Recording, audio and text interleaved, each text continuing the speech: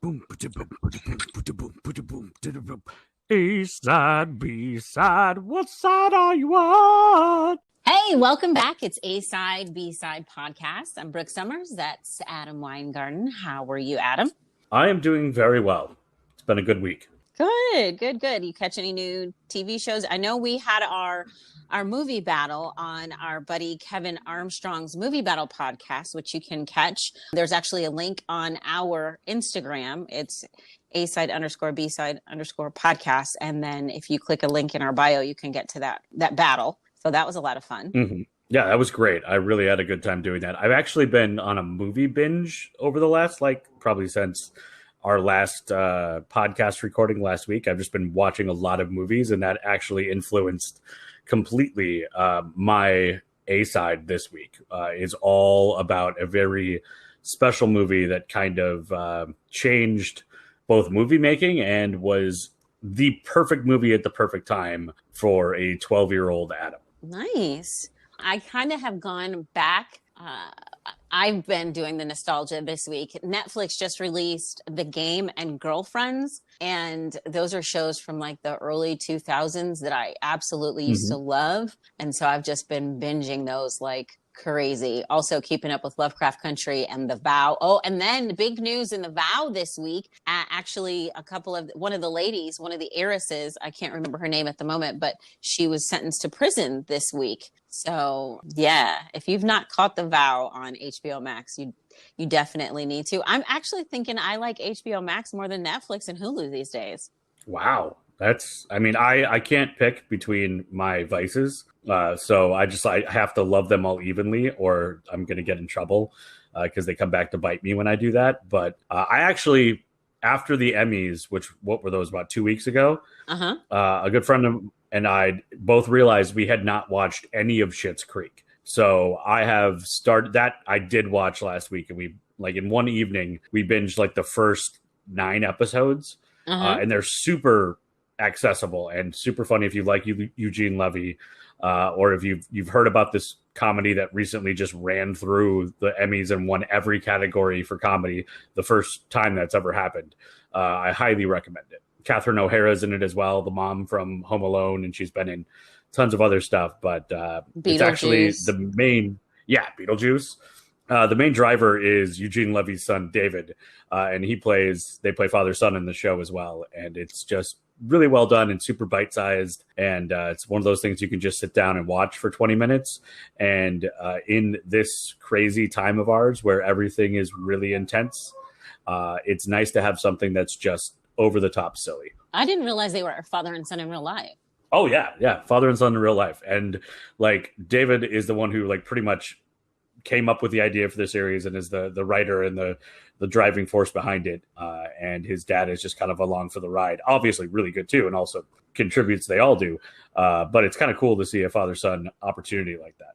The heiress, I was trying to remember her name. It's Claire Bronfman, and she's the heiress to the Seagram liquor fortune. She was sentenced to 7 years in prison. Yes. Yeah, I actually saw that. I think it was like just this afternoon or something crazy because I saw the pop-up on my phone. Yeah. She was part of I don't know how to pronounce the name of the cult. It's NXIVM. NXIVM. Yeah. So I have not dove into that because it makes me really sad because there was the actress from Small World that was Smallville. Smallville, yeah. That was in it. Yeah, it was a big part of it, and just seems like a very evil group of people preying on young women's insecurities and desire to be a part of something, and that is not something I really want to put my brain into at this moment. It's a good deep dive if you want to, because the premise behind it is documentary maker Mark, I can't think of his last name at the moment, but the reason that this was even filmed, they have all this footage, is he was actually brought in and he was going to make a documentary about how wonderful the group was. And then over time, like his wife kind of was like, hey, something's not right. And then she got him to kind of wake up, and several other people started to wake up. So then he had all this footage and he kind of flipped it and showed this is not as great as we thought it was. So, I mean, it's a true inside indoors behind the scenes take, because he literally recorded everything, phone calls, voicemails, every conversation with anybody that he was involved with. He's recorded it all. Kind of shades of the Tiger King, because that started off as a very different story. Originally, when they were first meeting Mr. Tiger King, Joe Exotic, they were going one way with it, but as they got more into this rivalry between these peoples and all the drama that was behind it, the documentary itself kind of morphed into something completely different. Yeah. So I mean, I say on a day where you just have nothing else, I highly recommend it. It's a really good watch. Like the first episode, I was like, what?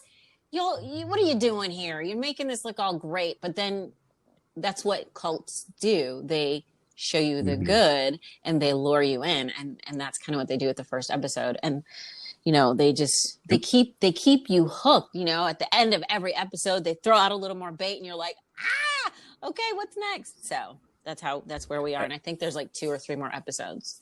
And that one's on HBO Max as well. Yes. Yeah. Okay. Which, as I remind myself every week, I subscribe to, even though I always forget. And you pay for it, yes. I'm paying for it. Gosh, there's so many things I pay for that I forget about. It's like the gym membership. I should probably cancel that. It's like that. Yeah, gym I'm like a walking uses. commercial for those apps that like go and find all the stuff you're paying for and stop it. I should probably use one of those apps. I'm like the personification of the people in those commercials who are like, I didn't know I was paying for that. Real quick, before we jump into everything, we've got, of course, our Instagram page. Would love for you to follow us. Again, A_B_podcast. You can also check out our website, our Facebook page. There's a link on our Instagram. It's in the bio, and it takes you everywhere. It takes you to all the streaming services. It takes you to our website. It takes you to the merch page. Even takes you to be able to listen to our movie battle with Kevin Armstrong. And we've also, instead of doing Patreon, there's another really cool thing. It's called Buy Me a Coffee, because I just love the name because I'm a big, huge coffee addict. And there's some special treats and perks on there. If you join up and you become a member, there's special merch that you can't get anywhere else, special little perks and things like that. So you can check that out. Also, that link is on our Instagram page. So thank you to everybody that has been joining with us. It's so cool to see people, not just from the States, like all over the States, but like Canada, so close to home. I could just say like my home, Canada, because they're so close to Buffalo. Ireland, Germany, France. I mean, it is so crazy awesome. The UK. Did I say Australia, Russia, Indonesia? So hello to you, and thank you for joining us and listening. And Brooke really does love coffee, because back when we used to do a morning show, if I realized I was going to be late, which was virtually every morning, because I am not good at being on time, I would sometimes stop and get her coffee on the way in. So she would have a coffee from Speedway as I walked in. I could just hand it to her as an immediate apology for the fact that I was not on time. And I usually was not mad anymore. And you know what? I think that my new partner has learned from you, because he's always like, do you want a coffee? I'll go get us a coffee. And I'm like, okay. And then I'm not mad anymore. Because he can be late sometimes too. He doesn't always get it when he's late. Sometimes he just does it just to do it too. But that's one way to put me in a good mood, is bring me a coffee. So I should use this website when I'm late for the podcast, because I just be like, virtual coffee. Yes. Sorry. Here you go. Sorry. Sent you a coffee. All right. So Adam, you're going to kick things off first here in just a second. Yes. Have you ever thought to yourself, man, I sure would like to make a podcast. I've got so much to say about blank. Well, if you haven't heard about Anchor, you really should. It is the easiest way to make a podcast, and it's absolutely free. All right, I'm going to tell you why it's so easy. Okay, so with Anchor, there's creation tools that allows you to record and edit your podcast right from your phone or computer. Anchor will distribute your podcast for you so it can be heard on Spotify, Apple Podcasts, and many others. And you can even make money from your podcast with no minimum listenership. It's everything you need to make a podcast in one place. Trust me, I'm so excited about this. You can be too. Download the free Anchor app or go to Anchor FM to get started. Welcome back to the A-Side, B-Side podcast. It is the time of the week that I have to go first, so we rotate every time, and it always terrifies me. But I've actually been really excited to go first ever since Saturday. So on Saturday, I got done with work, and on Saturday, my plan is usually to go find a place to eat food that is not my apartment, because the chef in my apartment is absolutely horrible, so I would rather eat someone else's food. So I went to one of my favorite places, which is just downstairs from my apartment. And I walked in and I was going to order my wings, and I sat down at the bar and I look up, and the TV, instead of playing some, sports ball game or the news, someone had loaded up their Netflix and was watching, I don't know if it was Netflix or Amazon Prime, it was some streaming service. And they had just started watching Jurassic Park. And Jurassic Park, I don't think that I had rewatched Jurassic Park in at least 20 years. I was going in, so I had just finished 7th grade. No, so 1993, carry the 1 plus the 2. I was 12. So whatever grade is 12, I think that was 6th grade. And 6th or 7th grade. And I was the poster child for people that would be super into a movie about dinosaurs. So Jurassic Park came out in the absolute perfect time for me. Now, I love dinosaurs, as many young children do, but like my dinosaurs were like the Land Before Time dinosaurs. Like that movie, the first one, there are 37 of them, I think, because they just kept making sequels. But the first one is epic. And I fell so in love with dinosaurs, and I wanted to become a paleontologist, and I wanted to learn everything I could about dinosaurs. Later on, I would find out how much science was involved, and that was a lot of schooling. So I decided I'll just become an actor and try to make shows about dinosaurs. That'll be easy. So Jurassic Park came out, and I forgot how huge it was, how earth-shattering Jurassic Park was when I saw it in the theater. And so I'm sitting at the restaurant, which is called Monkey Temple, and I'm eating my wings, and all of a sudden I realize that I'm going to end up watching this entire movie at this restaurant, which they probably don't want because we've got COVID regulations. You can only be in one place for so long. So I finish my wings, and I've got to leave, and I come back to my apartment, and I sit down, and that night, Saturday night, I watched Jurassic Park 1, Jurassic Park 2, and Jurassic Park 3 in succession because I was so enthralled. And it just kind of drove me to rediscover all of the things that I remembered about Jurassic Park, and then all the things that were so unique about it. So my segment today is all going to be about little things that I have learned or rediscovered over the last, 5 days about one of the most influential movies of all time. So Jurassic Park was based on a book by Michael Crichton. In the 90s, there was a rule that every other movie had to either be written by Michael Crichton, John Grisham, or Tom Clancy. It was just a rule. Like, you had to do it. Like, those guys wrote books, they immediately turned into a movie. In fact, Michael Crichton was writing Jurassic Park, and before it was even finished, Steven Spielberg had heard about it, and Universal Pictures and Steven Spielberg bought the rights to the book before it was even done. So they're like, wow, we don't even know if this thing's going to be. They're like, we just like this idea. We're going to buy the rights. And then it turns out, as I'm doing my research this week, James Cameron, he of Terminator fame and Avatar, tried to buy the rights as well and missed out by like an hour and a half. Oh, wow. They were like that close to getting the rights as well. And the funny thing is, he, in an interview, said it was good that he didn't get them because he's the alien guy.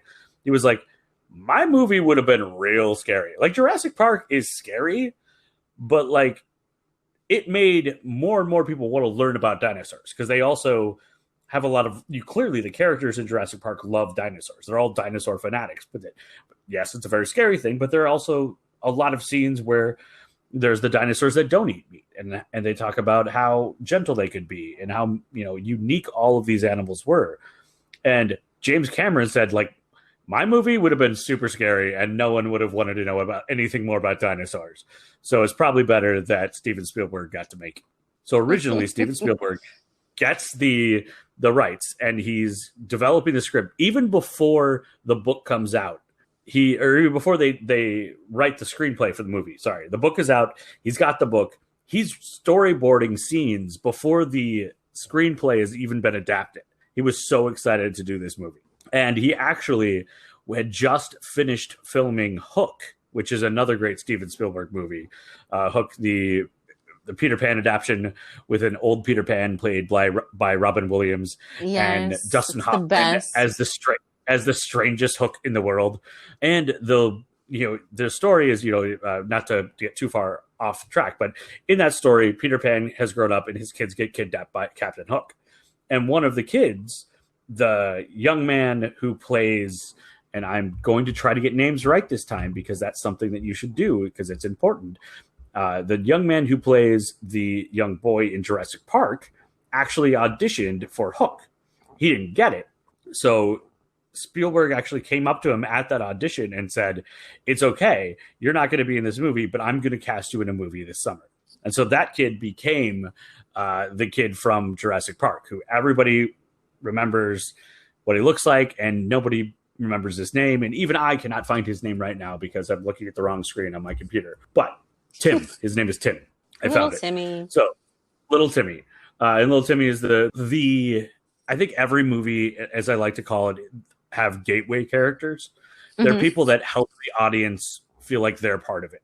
And for a 12-year-old kid, Tim was my gateway character. Here's a kid who's not that different from me, loves dinosaurs, dropped into this amazing situation, and also is a bit of a know-it-all. Keeps talking about how much he knows about dinosaurs when he's talking to a world-famous paleontologist, which is something I can totally see myself doing. So they get the movie made, and they get the rights, get it cast, and they're about to start production. But the real challenge is, how do you make dinosaurs in a live action movie work? Mm-hmm. Because this wasn't going to be like Godzilla with a guy in a rubber suit being like crushing a tiny town on a soundstage. Like, they had to do a lot more. And the original goal was to do things very much with puppetry. And they did a lot of the movie with puppetry, but they also, one of the special effects guys kept pushing and pushing, saying, we can do this with CGI. And Spielberg was like, I don't know. I don't want it to look unreal and look super fake. And he actually went ahead and did an entire scene. One of the scenes that happens about an hour and a half into the movie, where you see all of the dinosaurs running because the T-Rex is out and they're all running away from the predator. And then the predator shows up. That scene was first demonstrated to Spielberg as completely on, let me show you what we can do. And he saw the scene and said, okay, we're going to make this part of the movie. But puppetry was still involved in the movie in an incredible way. So Sam Winston, who is one of the famous special effects kind of wizards in Hollywood, when he saw the CGI, literally turned to Spielberg and said, I'm extinct. Spielberg loved that line so much that he put it in the script and had Jeff Goldblum's character, Dr. Ian Malcolm, say it. But they still use so much of Sam Winston and another gentleman, Phil Tippett, who were puppeteers and part of the animatronics and puppetry to influence all of the CGI. Mm-hmm. So even when you see CGI, there was a basis that was either animatronic or puppetry that was part of it. They actually built, and I remember this so when I was a kid, my father had a subscription to Entertainment Weekly. And I read every Entertainment Weekly from about 1990 to 1999. So 52 of them a year, plus a couple special editions from cover to cover, and read and absorbed as much as I possibly could. And so I remembered this factoid from way back then. they actually built 2 giant animatronic T-Rexes. And the animatronic T-Rexes were so good that Spielberg changed the ending of the movie. The ending is, of course, they're inside the visitor center and the T-Rex gets in there and there's this huge battle. But originally, it was supposed to be just 2 velociraptors and a crane. And it was kind of, anticlimactic. But Spielberg changed it in the middle of production, said, you know what? This T-Rex, this animatronic T-Rex is so good. It is going to become the star of this movie. And it absolutely was. So some other moments in the movie that everybody remembers. When they're in the SUVs and they're on the tour, right after the power cuts out, before we see the T-Rex for the first time, there is the glass of water on the dash. Oh, yeah. And then you hear the step and the water ripples. And so that effect is one of the most endearing and when you think of Jurassic Park, it's one of the things that comes to mind about here come the foreshadowing of the T-Rex coming. Steven Spielberg was driving to rehearsal one day and he was blasting Earth, Wind and Fire in his car. And the bass from his speakers was making his coffee shake. And so he said, I want that effect. He's like, that's really cool. I want this ripple effect in a glass of water to foreshadow the T-Rex showing up. And this is, I think, one of the things that separates the original Jurassic Park from some of the newer ones. And I very much like Jurassic World. I'm excited about the next Jurassic World Evolution or whatever they're calling it. But in Jurassic Park, you get a good hour into a 2.5 hour movie. So almost halfway through this movie, before you really see a dinosaur. You see some cartoons, you see some eggs, but we don't get to see Mr. T-Rex until over an hour into the movie. And even before they show up, you've got that moment where it steps and the glass ripples. So Spielberg went to his special effects guys and he's like, hey, this is what I want. And one, who's going to tell Steven Spielberg no? Nobody. So they're like, oh yeah, we could totally do that. And in post, after that, the special effects guys and gals admitted that that was actually the hardest special effect for the entire movie. Harder than the dinosaurs, harder than the CGI, harder than creating a 9-ton animatronic T-Rex was how do we make a glass of water ripple like that? And they were playing around with a bunch of different options. And one of the special effects guy actually put a glass of water on his guitar and played a string, and it finally got the look that they wanted. So in that scene, under the dash, they put a bunch of guitar strings under the dash, and there's a guy underneath the dash in that scene, flicking a guitar string to get that one moment, the one memorable second of the water glass rippling because the T-Rex is coming. Oh no, that's cool. And it's just crazy to think after all of the special effects in that movie, that was the thing that was the hardest for them to figure out. It just never looked right. Sometimes the water would bounce and it didn't have that truly perfect moment until they stumbled upon it. So Jurassic Park comes out in 1993. It was absolutely huge. It made $46 million its opening weekend, which broke all of the records at the time. It went on to spawn rides at Universal Studios, 2 other movies, and then 15, 20 years later, another 2 movies. There is still, I went to Universal Studios 2 summers ago with my kids, and Jurassic Park is a huge part of that park. It is the absolute biggest, other than Harry Potter World, which is now part of it. But before that, Jurassic Park was the showpiece. And there are a couple things that would have been totally different if something had happened. So you've got your main characters, Dr. Alan Grant, which played by Sam Neill. And I think probably his most memorable and best role, depending on where you think about Event Horizon.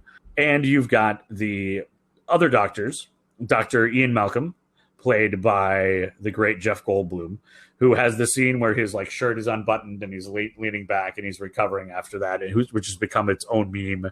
I have a friend who has that on a shower curtain. It has become iconic. And you've got Laura Dern, who was the other doctor. all three of those roles could have been seen completely different had they been casted differently, or the script had stayed the way it was. For instance, Dr. Alan Grant, played by Sam Neill, was originally offered to Harrison Ford, which would have been totally different, right? I think it would have. I also don't think Harrison Ford could really do anything badly, but it would have been a very different experience if that was Harrison Ford. 100%. Yeah, Laura Dern's character was, even though Laura Dern was Spielberg's first choice, it was offered to Robin Wright, or I think at the time she was still known as Robin Wright Penn. So later she would be House of Cards, and I think she's Tiffany in Wonder Woman. But she's the leader of the armies. That would have been a very different. Also, Princess Buttercup from Princess Bride. Mm-hmm. So it would have been a very different experience. And Dr. Ian Malcolm, played by Jeff Goldblum, in probably the moment in the movie that changes or endears him to everyone at first. Like, he's always sort of a cad, and he's flirty, and like he does this whole thing about, you know, what is chaos theory as an attempt to woo Laura Dern's character. But in the original script and in the book, when they're all in the SUVs and the T-Rex shows up, Dr. Grant jumps out and has the flare and tries to distract the T-Rex from the kids. And in the book and in the original script, Dr. Ian Malcolm just books and runs for his life. Mm-hmm. But Jeff Goldblum said, no, I think my character should also try to help save the kids and lead away the T-Rex and then get injured in a more heroic moment. And I think that moment itself is probably what helped make Dr. Ian Malcolm the star of the second Jurassic Park. Because I know everybody liked Dr. Grant, but when it came to making a sequel, who did they go to? They went to Jeff Goldblum and said, you're going to be the star of the second movie. All because, and maybe self-serving, he had the foresight to try to change a cowardice moment for his character into one that was heroic. And it certainly paid off. But if you think of three of the main characters in that show could have been completely different if they were cast differently, or if they had not adjusted the script. Also, one final thing, because I know I'm getting very long-winded, as I tend to do. One really cool analysis that I read is that the idea of Dr. Hammond and who is the played by Richard Attenborough, he's the guy who started all this. He's the one who wants to turn this into a theme park. He's the one who spent all the money to bring back dinosaurs. But he is always dressed in white as sort of this idea that science is good and science can change things. And science is something that we should always embrace, and we should look towards the possibilities and the benefits from science. And then Dr. Ian Malcolm is always dressed in black, as someone saying of all the possible outcomes of doing something that is potentially against nature. And one of the most famous lines of Jurassic Park is his line of, life finds a way, but also you were so excited to know that you could do something that you never thought if you should do something. Yeah. So the way that they are both dressed and their attitudes towards the science is very much a black and white sort of A side, B side comparison of like looking at the same scenario, but from two completely different sides of it. And I think that was the thing that really popped out to me the most in this, when I dove back into Jurassic Park over the last couple of days, 5 days, is that how clear that is in the movie. And there's also a connection to what Spielberg was doing right after he completed filming for Jurassic Park. He moved on to filming for Schindler's List, which is in black and white. And he was doing all of the post-production while he's on set for Schindler's List. And he would say it was really hard to go from this incredibly tough topic and heavy topic dealing with the Holocaust and World War II and things that are truly not fantasy, and then turn around and give notes on how dinosaurs looked and how, that had to be a very strange moment. And a lot of the same editors and people he was working with worked on both films. So it just speaks to not only how maybe a little bit of that black and white thinking, the idea of that connected in the characters, but also how incredible you have to be able to disconnect from what you're doing creatively one moment to shift to something completely different and shift back again. So I think that added a little bit. Those are things that I didn't know before. The black and white versions of Hammond and Malcolm, two sides of a coin sort of idea of about science and how it's used. And then also that while Spielberg is finishing Jurassic Park, he's in the middle of making Schindler's List. And how you do those two incredibly disparate things at the same time kind of makes each of those movies even more impressive to me. I've never seen Schindler's List, I have to admit, and I am sad about it, but at the same time, I'm not, because I've heard how hard of a watch it is. I have seen Jurassic Park and pretty much every other Steven Spielberg movie that there is. It's just that Schindler's List is just such a hard topic that I haven't watched it. Yeah. And it's an incredibly powerful movie that is, I mean, they're both powerful in very different ways. I think Jurassic Park gives you this escape. And I think the one thing that Schindler's List truly does is really opens reality to your eyes to reality. And that's amazing that someone can do both things roughly at the same time. All right. So if you haven't seen Jurassic Park, well, you need to before the new one comes out with Chris Pratt taking over the reins. Actually, I like the Chris Pratt versions.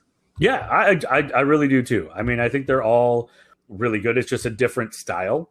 Yeah. I mean, and I think, honestly, I think Chris Pratt as the hero is more like, if Dr. Alan Grant had been played by Harrison Ford, he'd have been a bit more like Chris Pratt's character.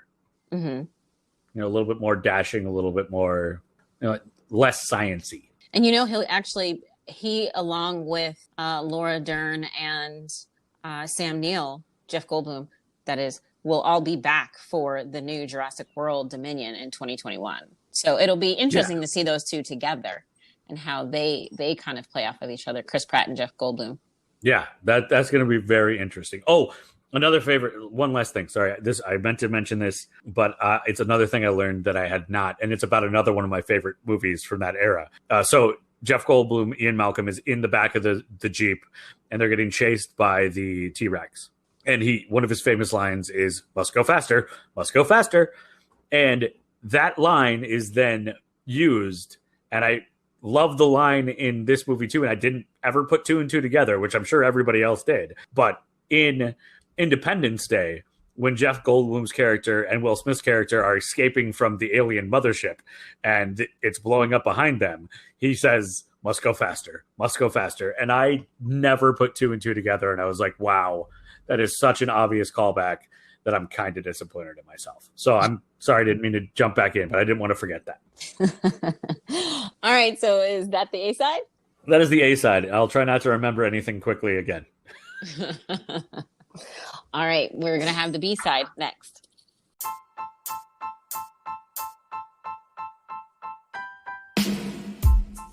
This is Kevin Armstrong, your host for Movie Battle. Each episode, we take two films and put a superfan of each against one another to decide which one is best. The only rule we have is that you come correct. If you're interested in being a guest on Movie Battle, please check us out on Facebook, Instagram, or Twitter. All right, now it is time for the B-side. So, my goal, the B-side, is always because I am a true crime lover. I like to call myself a true crime nut, because I soak it up, and I can watch a true crime documentary all night long and go to sleep just fine. But you put on a horror movie and I'm up all night. I just, and there's many people like that. I just immerse myself in crime documentaries and true crime. So I've seen a lot of things, but there's still tons and tons out there that I've never heard of. And that's my goal, is I always try to find stories that I've never heard of. When I say cannibal to you, Adam, what is the first name you think of? Probably Jeffrey Dahmer. Okay. And Hannibal Lecter. Right, Hannibal Lecter. Or there's another one, the real life Hannibal Lecter, his name, Ed Gein. If you don't know Ed, and I think this is the one that maybe your dad mentioned several weeks ago. Yeah, absolutely. If you don't know Ed, he was a cannibalistic necrophiliac from Wisconsin that enjoyed, okay, I'm going to pause here, because when I tell you, I've said this before, and I've said that the episode gets graphic, but This gets graphic on a whole new level. So I just want to warn you. This is extreme graphic. So Ed Gein, or Gein, we'll just call him Eddie G, he enjoyed having relations. He enjoyed having sex. He slept with the decomposing victims, and then he would skin them, and he would eat parts of their body. Ed, similar to another Ed Kemper, who appeared as a mild-mannered type. When deputies arrived to his house, they found the body of a headless woman who'd been gutted like a deer and dressed. If you're into hunting, you know, dressing is like skinning the meat and hanging it. And they found a headless woman dressed from the rafters, and there was a human head in the frying pan that he was preparing for lunch. That just doesn't seem to like the way to prepare a human head. But I mean, are you an expert? Because apparently Ed Gein no, is. but it's like you wouldn't put a pot roast in a frying pan. That's all I'm saying. Well, worked for him. Also, in the fridge, it was stocked with body parts wrapped in paper, like you would get from the butcher. Investigators also found lampshades and face masks made out of human skin, and a soap dish made from a hollowed-out human skull, and a belt made from nipples and human skin slippers. Yeah. So Ed Gein was sentenced to life. I'm not going to eat for a while. Cool. He was sentenced to life in prison in 1968 and found not guilty by reason of insanity and acquitted. And then he was transferred to a mental hospital where he died July 26th of 1984. Another example of a cannibal, there's Gary Heidnick in Philadelphia. 42-year-old Gary kidnapped women and he kept them in a cellar, chained up, and he used them as sex slaves, eventually murdering and eating their remains. When police captured Gary and searched his place, they found a woman's head in a pot in the kitchen and human ribs in a roasting dish. Gary was arrested on March 24th, 1987, and executed by lethal injection in Pennsylvania on July 6th, 1999. Now, I give you these examples. There's another one I could give you. Long before Ed and Gary, there was Peter Stump. And I could give you example after example of cannibals. When you think of monsters, you think of men. I'll save you the details on Peter. Maybe we'll, as you say, Adam, that could be a whole nother episode. Yeah, we'll circle back to that one. So we meet the new kind of monster, Katherine Mary Knight. So Katherine, born October 24th in Tenterfield, New South Wales. So we've stepped across the seas again. You know, our very first A-side, B-side, we talked about France, and we've kind of been stateside since then. But we're going back across the pond. Katherine was born as a result of a scandalous affair. Her mom, Barbara, was having an affair with a guy named Ken Knight, who was Barbara's husband, Jack. Jack and Ken actually worked together. Scandal, yeah, quite a bit. So Katherine was the younger of twins that were born to Barbara and Ken. So not only was it scandalous, she had not one, but two babies from this scandalous affair. It's a very productive scandal. Very. So aside from her twin, the only person that Katherine really ever felt like she was close to was her uncle Oscar. Oscar also happened to be a horseman, a champion horseman at that. So Katherine was understandably devastated when her uncle Oscar committed suicide in 1969. She even has said that his ghost visited her. You know, she said they were so connected that he would still come and visit with her. That's not a great sign. Katherine's father was an alcoholic who was violent and sexually assaulted and raped her. Now, when I say father, I mean her mom's husband. So Katherine's father, because remember, she had an affair. That's right. So Katherine's father was an alcoholic who was violent, and he sexually assaulted and raped her mother on a daily basis, sometimes several times a day. Barbara, again, who was Katherine's mom, would tell her daughters, and as a mom, no. But Barbara would tell her daughters the intimate details of her sex life and how much she hated men and how much she hated sex. One time, Katherine was having a conversation with her mom, and she was telling her mom that a guy that she was with was wanting to do some things and that she didn't really want to do them. And her mom told her, put up with it and stop complaining. Now, look, I'm no psychologist. I'm no therapist. She got a scandalous start. You got a horrible father figure and a mother whose attitude definitely had to contribute to her depraved development. I mean, what mom says, just put up with it, right? Like, if your partner is trying to get you to do something you're not comfortable with, you don't do it. You tell your partner no, and if they still keep persisting, that's assault. That's all I'm saying. So Katherine has said that she was also abused by family members until the age of 11. Not her father, even though we know her dad was abusive to her mom. He never abused her. And she's had family members that have confirmed that, yes, in fact, she was abused, and no, it was not her father. I don't know if they knew of this abuse as it was happening or if they found out after the fact, but they have confirmed that she was, in fact, abused. So as a child, Katherine seemed like a really pleasant child with a small exception. You see, that exception was she experienced uncontrollable murderous rages, and not over big things. It'd be little minor things, minor incidents. She, I guess that rage morphed because in high school, she actually became a bully and she used to pick on smaller children. She actually assaulted at least one boy at school with a weapon. And once she even injured a teacher, and that teacher apparently was fighting with her. And they said they were fighting with her in self-defense because she just had such a temper. So all the red flags are there. All the signs of, all right, this woman is going to have some issues in life are right here and they're present. Katherine left school at the age of 15 and she didn't know how to read. She didn't know how to write. So she had real limited options for employment. So she found a job as a cutter in a clothing factory. After about a year, she left the factory because she had found her dream job. Her dream job was that of cutting offal, OFFAL. That's entrails and organs of animals. So she was working at a local slaughterhouse. So she's this was her dream job. So she's about 16, 17 years old, and she's working at a slaughterhouse, and she is good at her job. She is really good, and she's so good that she's actually promoted really quickly to boning. And they actually give her her very own set of butcher knives.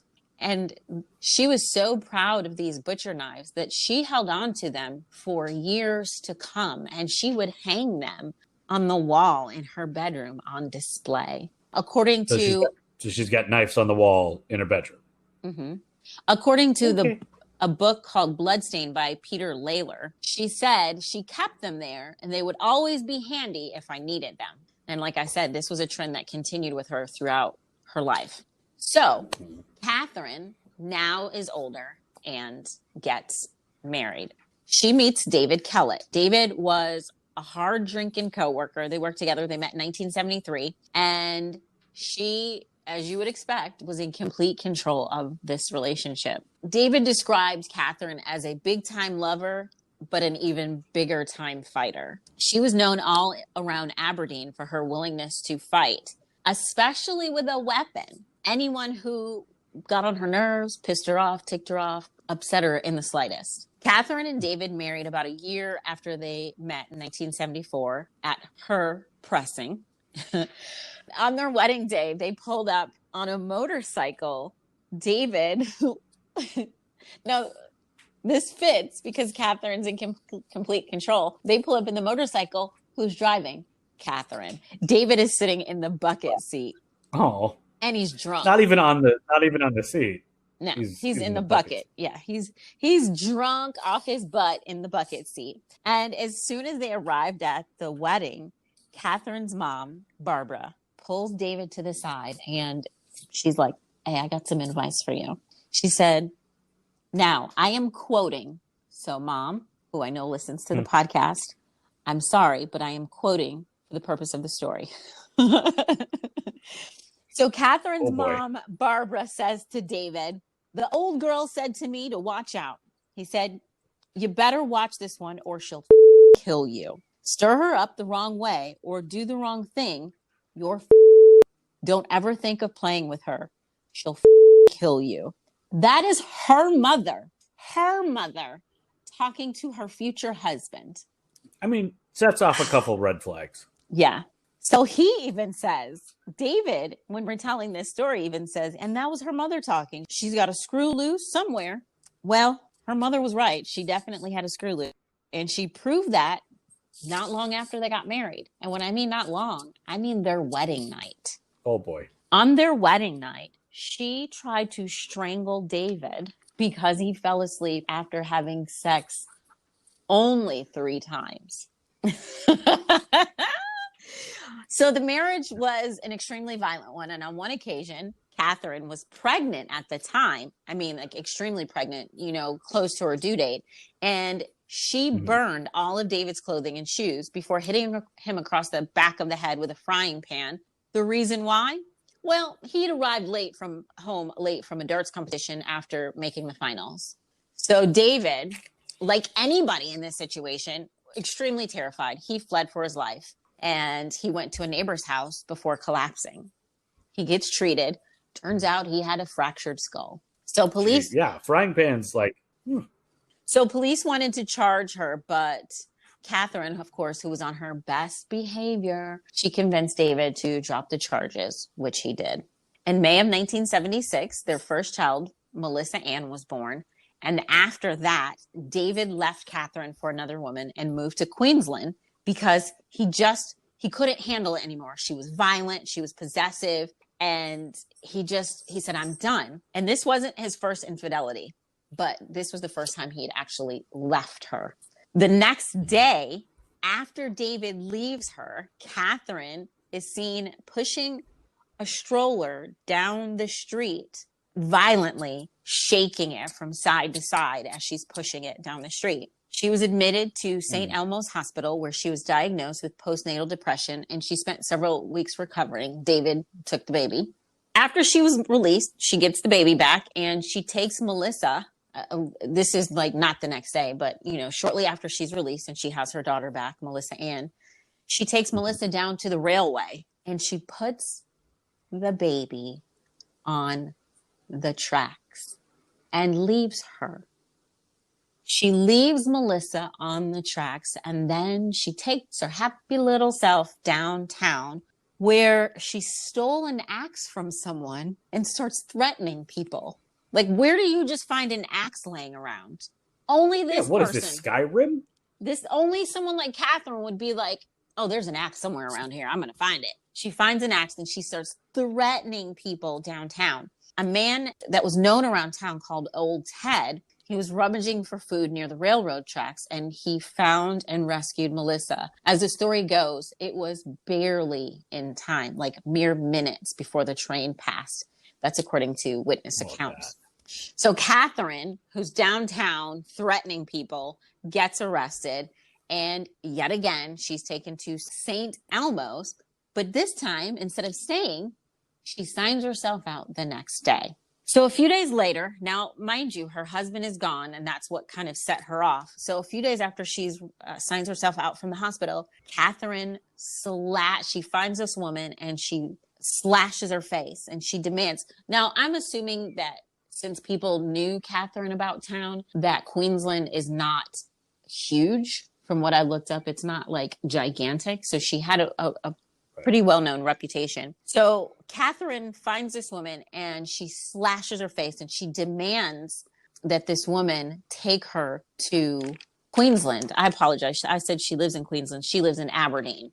Aberdeen is not big. Queensland is bigger. So she finds this woman in Aberdeen and slashes her face and demands that this woman drives her to Queensland to find David. Fortunately, this woman, while injured, is still able to escape and get away from Katherine, and she called the police. Well, by the time the police arrive on the scene, Katherine has taken a hostage. The hostage is a young boy that she is holding against his will with a knife. Now, we know Katherine is an expert with a knife. So, of course, we've got to be careful here. I say we like I'm on the police force or something. So police arrive and they attack her. Now, I would love to see how this would work here. Maybe things would be so completely different. But police arrive and they attack her with brooms to disarm her. I'm sorry, with brooms? It just Yeah. like evidently that's part of the arsenal. And it's like, okay, we got a taser, we got a gun. Did anyone bring the brooms? Mops? Okay, no mops, It worked. just brooms. Okay, It worked. So that's what matters, right? Nice. And I mean, you don't have to worry about accidentally shooting anybody. It's a broom. No, worst thing you're gonna do is like clean them up a little bit. They might get a splinter, which, hey, whatever. She deserves plenty of That would be- splinters. Okay, so she's arrested again, and this time she's taken to a different hospital. They take her to Morrisette Psychiatric Hospital. While at the hospital, Katherine confesses to nurses that she intended to kill. Now, who would you assume she was going to kill? The young boy? No. Maybe you would think her husband, right? No. Well, yes, but she intended to kill the mechanic that repaired her husband David's car because it allowed him to leave. Then she was going to kill David and his mama when she arrived in Queensland. Wow. So she went after the mechanic because she was going to. She was looking at the dominoes. She was like, if this guy doesn't fix the car, none of these other dominoes fall. So I got to kill the first domino. So police inform David and his mom what Katherine was planning. They give him this information. And upon hearing this, David leaves his girlfriend and he and his mom moved back to Aberdeen to be there for Katherine. Did what now? Yep. They moved back to Aberdeen to help out Katherine. So Katherine is released from the hospital on August 9th of 1976, and she's released into the care of her husband and his mother. And David and Katherine and mom-in-law and baby all moved to the suburb of Brisbane, and she got a job at a meat facility. Well, kudos and congrats, because 4 years later, on March 6th of 1980, Katherine and David welcomed their second daughter, Natasha Marie. In 1984, after 10 years together, Katherine has decided, I'm done with you. And she leaves David and she moves back home with her parents. So for a little while, there's some moving around. There's a work injury, a bit more moving. She's in some government housing for a while. Things kind of get interesting again in 1986 when Katherine meets another David, 38-year-old David Saunders. Within a few months of meeting, he moves in with Katherine and her two daughters, Melissa Ann and Natasha Marie, while he simultaneously keeps his apartment. And, people do that sometimes, like, hey, let's live together, but, I want to see if it's going to work out, so I'm going to keep my place. Yeah, might have an existing lease he's got to honor, stuff happens. So Katherine's temper, because we know she's got one, begins to flare up when she became jealous over David and what he was doing when she wasn't around. So it began a pattern of him moving back to his apartment, and then she would beg him to return, and he would, and then she'd flare up again, and he'd move out, and she'd beg him, and it was just a vicious cycle. Well, about a year later, in May of 1987, Katherine, remember when I told you it's going to get graphic? Mm-hmm. Here's where we start to get super graphic. So Katherine gets a 2-month-old dingo pup, and she slits its throat in front of David for absolutely no reason. But she said to him that it was to be an example of what she would do to him if he ever had an affair. And then, as if that wasn't enough, she adds insult to injury and she knocks him in the head. She knocks him unconscious with a frying pan. She's got a thing with hitting people with frying pans, I'm telling you. Like, she's full on Looney Tunes at this point. Yeah. In June of 1988, she gave birth to her third daughter, Sarah. So David says, all right, we got 3 kids. I got a wife. I need a house. So he puts a down payment on a house. And Katherine ended up paying off that house because, remember, I mentioned she had gotten a work injury before. So she ended up receiving workman's comp for that. And she received that in 1989. So she was able to pay off the house. So Katherine decided she wanted to be an interior decorator with this house. And oh, how lovely it was decorated with animal skins and that were rusty. maybe some horns, old boots, leather jackets, a couple of rakes, pitchforks, machetes, the typical stuff that you decorate with, right? Yeah. I mean, it was basically that or modern for my apartment. And I was like, well, I guess, don't have a bear trap. They were all out that day at the store. Yeah. So this place, like when I tell you it was covered, it was literally covered from top to bottom, floor to ceiling. It was head to toe in all of these Katherine-esque designs. She gets violent again with David after an argument, and she hit him in the face with an iron, and then she stabs him with a pair of scissors. So for David, this was enough. He said enough's enough, and he moved back to his apartment. So he goes back around to the house that he shared with Katherine, and he was trying to get his stuff, and he found that she had actually cut up all of his clothing. He sees this, and he knows what she's done in the past, and he says, you know what, I'm out. He takes leave from work, and he goes into hiding. Katherine tried, but she could not find him. She tried and tried to track him down, but no one was willing to give up his whereabouts because, well, she's freaking Looney Tunes, and everybody knew it. Yeah. So after a few months passed, he thought, all right, maybe she settled down. Hey, maybe she's even met somebody else, So he comes out of hiding to visit with his daughter, Sarah. And it was then that he found out that Katherine had lied to the police about him. She had gone to the police and told them that she was afraid for her life. And she had an AVO, which is an apprehended violence order, or the Australian version of a domestic violence order. It was issued. Right. So David was able to explain the situation to the police investigating the case, and he told them that he was actually the one that had been attacked. And he even told them about the time that he had been stabbed with the scissors and hit with the hammer, and was able to prove that these things had happened. So they did not arrest him. So she moves on. Next, she meets John Chillingsworth. I don't know the exact date for when they met, but it was sometime in 1990. And Katherine got pregnant again by 43-year-old John. John was a former co-worker. They had met at the slaughterhouse that they worked at together. In 1991, she gave birth to a son, Eric.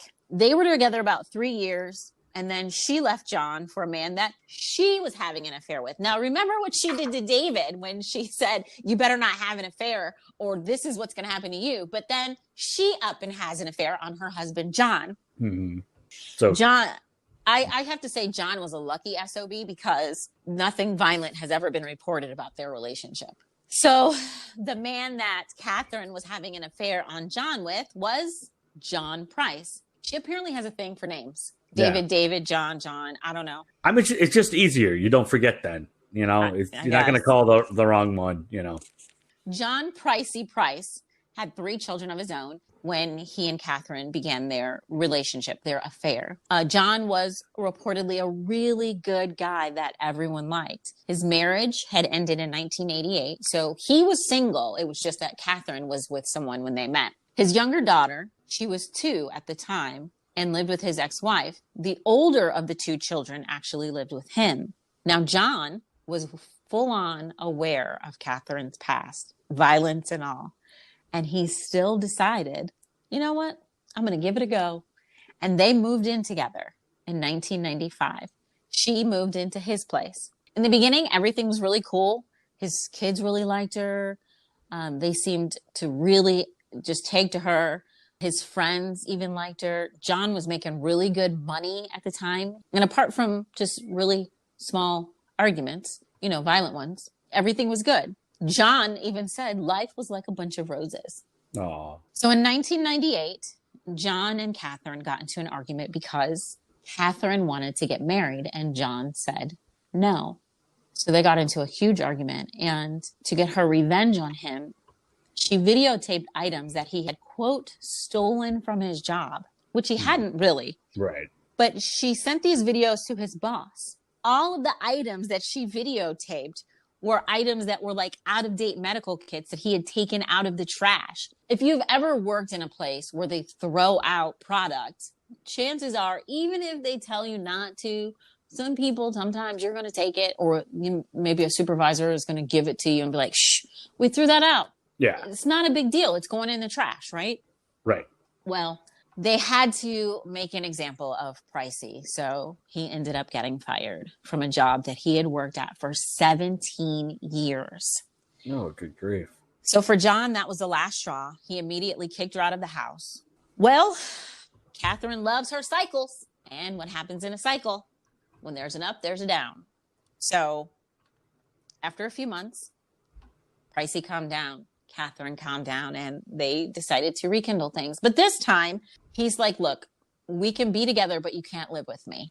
I'm not going to let you move back in. So things started again, like they do. They were good for a little while, and then it just continued to spiral. The fighting increased, and it just got worse and worse and worse. And it got so bad that his friends wouldn't even have anything to do with not just her, but him. They didn't want to be around it. That's how bad it had gotten.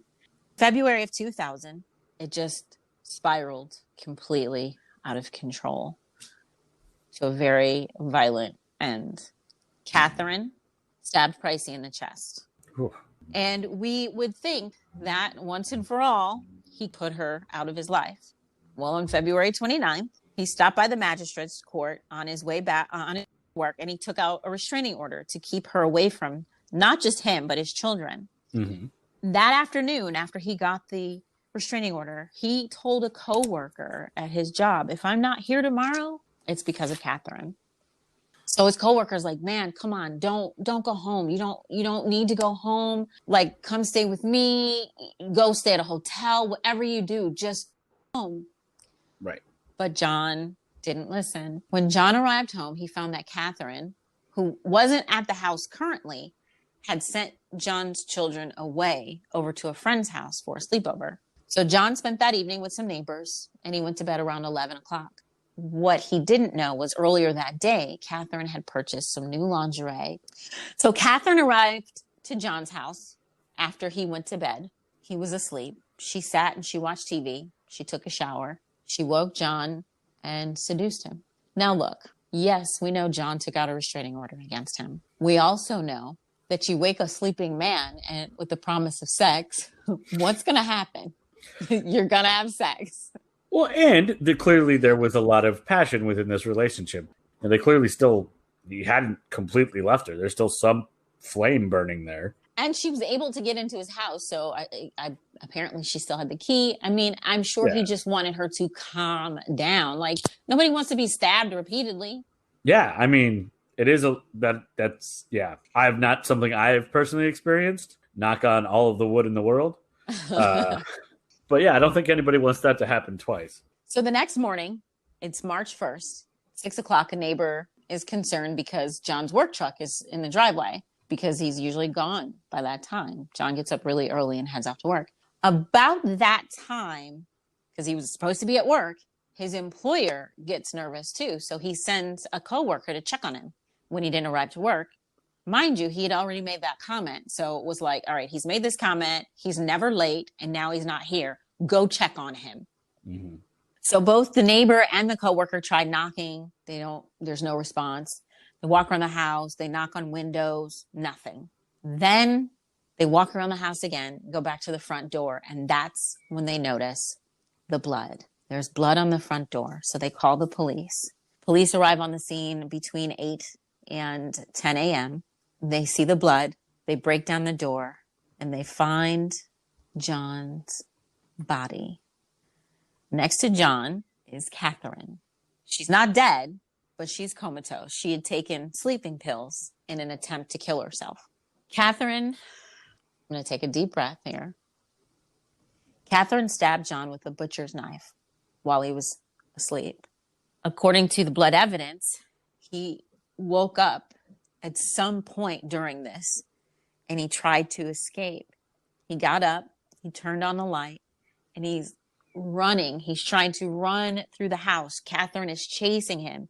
He manages to get to the front door and he got outside, but either he stumbled or she dragged him back in because he ended up in the hallway where he died.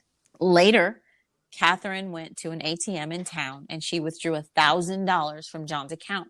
John's autopsy revealed that he'd been stabbed 37 times in the front and the back of his body. with multiple wounds extending into his vital organs. So after John's death, Katherine, now remember, she worked at a meat facility, deboning, cutting, working with meat all the time. Katherine skinned him and dressed him. She hung his skin from a meat hook on the frame of the door leading into the lounge, or what we would call the living room. She then decapitated him, and she cooked parts of his body, parts of his butt, I'm not exaggerating, and then she plated it with a baked potato, pumpkin squash, zucchini squash, cabbage, yellow squash, and gravy. And she put it on 2 place settings at the dinner table, along with notes beside each plate that had John's children's names on them. Whoa. A third meal was thrown into the back lawn. The theory on this, according to several reports, is that Katherine tried to eat the meal but was unable to. John's head, like we talked about earlier at Gein, John's head was found not in a frying pan, but in a pot with vegetables. She was making a stew. When police got there, the pot was still warm. They estimate the temperature to be about, they said 40 to 50 degrees Celsius, which converted is about 104 to 122 degrees. You know, converting from Fahrenheit and Celsius is a tricky thing. Yeah. I don't even know what you just did there. So that indicated to police that the cooking had taken place early that morning. And at some point, Katherine posed John's body, and she took his left arm and draped it around a soft drink. It's called a Shelby's Club Lemon Squash, because I knew you were going to ask, Adam. I knew you were going to ask. And his legs were crossed at the feet with his left ankle on top of the right. In court, they said that she did this to be an act of defilement. She was trying to show her contempt for John. Like I said, Katherine took sleeping pills because she was trying to kill herself. And she left a handwritten note with a picture of John that was covered in blood and small pieces of flesh, probably that she'd had on her hands after, you know, cutting and decapitating him. It said, "Time got back at you, Jonathan, for rapping," meaning raping, "my daughter," D-O-U-T-E-R, meaning daughter. "You to Beck," which is John's daughter, "for Ross," for little John, which is John's son. "Now play with little John's dick, John Price." Again, I apologize for the language. This was her letter. So basically, her note, she was accusing in her note inappropriate behavior. Right. As an excuse for what had just happened. Yes. All of the accusations in her note were found to be baseless. We already know she'll lie to get her way. Look what she did to her other husband when she took out a violence order against him, a protective order. So Katherine was initially offered to plead guilty to manslaughter, and she rejected that offer. So she was arraigned on February 2nd of 2001 on the charge of murder, to which she entered a not guilty plea. Her original... That's a bold plea. Yeah. Her original trial was set for July 23rd of 2001, but her attorney got sick, so they had to postpone, and it was postponed until October 15th of 2001. The trial is set to begin, and Justice Barry O'Keefe said to the prospective jurors, there were 60 of them, he gave them the option to be excused because of the graphic nature of the case and the photographic evidence. So out of that 60, 5 opted out. They're like, you know what? I'm good. I don't need it. I'm going to call it a day. So next, names from the witness list were read to the jury prospects, and even more dropped out because I guess conflict of interest and there, you know, things like that. So Katherine, during this time, changed her plea to guilty, which allowed for the entire jury to be dismissed. There was no need for a trial because she was pleading guilty. Justice Barry O'Keefe, he adjourned the trial, and he said, all right, I need a psych eval for you. He wanted to determine if she would be able to understand the consequences of a guilty plea to make sure she was fit enough to accept this plea. So Katherine's legal team, what they wanted to do was they wanted to use the excuse of amnesia and say she disassociated and she couldn't remember. Mm-hmm. And some psychiatrists say that even though this could be the fact that she might not remember doing this, that maybe she did disassociate. She's still sane and she can still stand trial, or she can still accept this plea and she knows exactly what's happening by accepting this plea. So no reason has ever been given for why she changed her plea. But despite accepting this plea, she still refuses to accept responsibility for her actions. At her sentencing hearing, her attorney requested, this is priceless, okay? At her sentencing hearing, her attorney requested that she be excused to avoid hearing some of the facts because it was so hard and painful. You killed him, you wretched They're not woman. easy to hear. I'll agree with that, but come on. But you did it, so I think you should be able to hear it. That request was denied, rightfully so in my opinion, because she's an evil biddy and she needed to hear what she did. During the sentencing hearing, Dr. Timothy Lyons took the stand and he described John's gruesome, horrific decapitation and skinning. And Katherine becomes hysterical and has to be sedated. She's a world-class actress, I tell you. Yeah, Mr. Calling. On November 8th, Justice O'Keefe points out the nature of the crime, and he points out the lack of remorse that Katherine has. And he said that those combined require a severe penalty. He sentenced her to life in prison. He also refused to set a parole period, instead marking her papers never to be released. Now, this is a monumental case, not just because of how gruesome and horrific and tragic it is. It's because it's history making. This was the first time that this sentence had ever been given to a woman in Australia's history. In June of 2006, she appealed, stating that life in prison without parole was too harsh of a sentence. The three justices on the appeal board, Justices Peter McClellan, Michael Adams, and Megan Latham, denied the appeal in North Southwest Court of Criminal Appeals in September. Justice McClellan wrote in his judgment, quote, "This was an appalling crime, almost beyond contemplation in a civilized society." She is currently serving her life sentence at Silverwater Women's Correctional Center. And again, never to be released. I mean, good on that judge, honestly, because this woman sounds like she was a ticking time bomb that finally went off, and there's no putting that back in the box. Good, not just on the first judge, but on the appeals court as well, because, a lot of times in appeal, people can be charming and they can say, but I've changed. I'm not that person anymore. And she absolutely 100% is. She is a vile, despicable, I think monster is too good of a word for her. Yeah. All the sources for this will be on our website and you can check them out for yourself. And there you go. That is the B-side. I'm going to have to go watch some dinosaur movies to get a palate cleanser. She is. I mean, I'm telling you, when you've got guys like Ted Bundy and Jeffrey Dahmer, and then you put Katherine next to him, you're like, man, y'all are small potatoes next to this woman. This chick cray.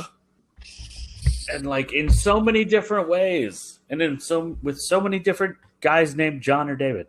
I don't understand her thing for Johns and Davids, but the thing about it is her own mother was like, dude, I'm trying to tell you, this is a bad idea, bad move. It's crazy. And I don't feel like that was like one of those like, ha ha ha, joke, she'll kill you.